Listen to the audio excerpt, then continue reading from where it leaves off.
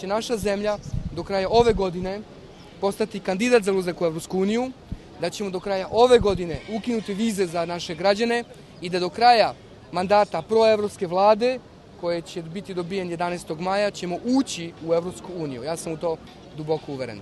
Naša zemlja, potpisujući sporazum o stabilizaciji i pridruživanju, ulazi u jedan ugovorni odnos sa Evropom. Imamo ugovor na neodređeno vreme koji predviđa prelazni period od 6 godina, tokom kojeg Evropa u potpunosti otvara tržište, i to je 500 miliona najbogatijih potrošača na planeti, za sve naše proizvode.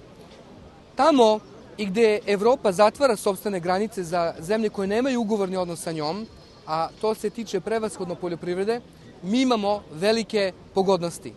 180.000 tona izvoza šećera bez ikakvih dažbina, imamo 8.700 tona goveđeg mesa, baby beefa, imamo 63.000 hektolitara našeg vina i imamo, primjer radi, nekoliko desetina tona po prvi put mogućnosti izvoza pastrmke i šarana. To su konkretne stvari i za naše privrednike to je sigurnost da ukoliko proizvedu mogu bez ikakvih dažbina da izvoze u Evropsku uniju. Svaki investitor, i to je predsednik Fijata veoma jasno rekao, prva stvar koju će pogledati to je da li zemlja ide ka Evropi, da li ima ugovoran odnos sa Evropom ili ne.